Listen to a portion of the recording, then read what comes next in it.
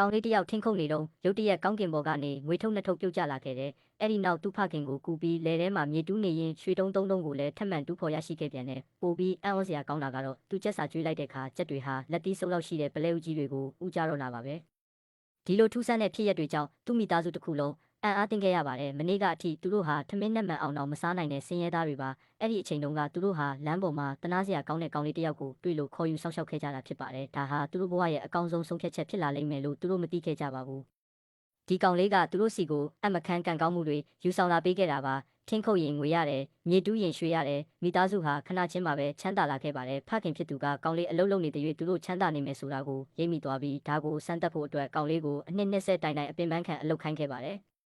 မျောလင့်ထားတဲ့အတိုင်းပါပဲသူတို့ဟာကမ္ဘာအချမ်းသာဆုံးမိသားစုဖြစ်လာခဲ့ပါတယ်။ဒါပေမဲ့လူငယ်လေးကတော့ဒါတွေကိုဘာမှမသိရှာပါဘူး။သူဟာမိုးလင်းကနေမိုးချုပ်အထိအိမ်မှုကိစ္စတွေကိုတခုမကြံလုပ်ကင်ပေးခဲ့ပါတယ်။မိသားစုကအတိုင်းထက်အလွန်ချမ်းသာသွားပြီးအိမ်မှာသူလုပ်เสียအလုပ်မရှိတော့တဲ့အခါညီမဖြစ်သူကသူ့ကိုမြို့တက်ပြီးအလုပ်လုပ်ဖို့အကြံပေးခဲ့ပါတယ်။ဖခင်ဖြစ်သူကလည်းဒါကိုသဘောကျပြီးမြို့သွားဖို့ယထာလက်မှတ်ကိုစီစဉ်ပေးခဲ့တယ်။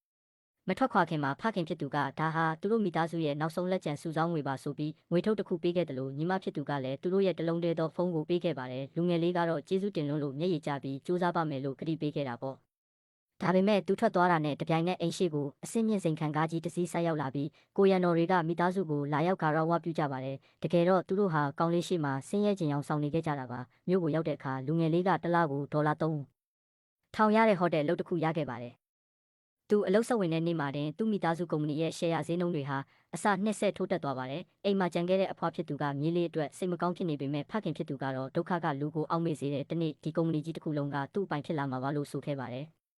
ဟိုတယ်မှာတော့တထေးသမီးလေးကလူငယ်လေးကိုသဘောကျသွားပါတယ်။သူမဟာမချစ်တဲ့သူနဲ့အတင်းအကျပ်လက်ထပ်ခိုင်းတာကိုခံနေရတာမို့လူငယ်လေးကိုဆွဲခေါ်ပြီးချက်ချင်းပဲလက်ထပ်လိုက်ပါတော့တယ်။သူမရဲ့ဖခင်ကတော့ချမ်းသာတဲ့သူကိုညှင်းပြီးအလုသမားလေးနဲ့လက်ထပ်လိုက်တဲ့သမီးဖြစ်သူကိုအကြီးကျယ်စိတ်ဆိုးခဲ့ပါတယ်။ဒါပေမဲ့သမီးရဲ့ဆန္ဒကိုမလွန်ဆန်နိုင်တာကြောင့်လူငယ်လေးကိုစမ်းသက်ကာလတစ်လသတ်မှတ်ပေးခဲ့ပါတယ်။ဘလို့ခက်ခဲတဲ့အလုပ်ပဲခိုင်းညှဉ်းညူခြင်းမရှိလုပ်ရမှာပါ။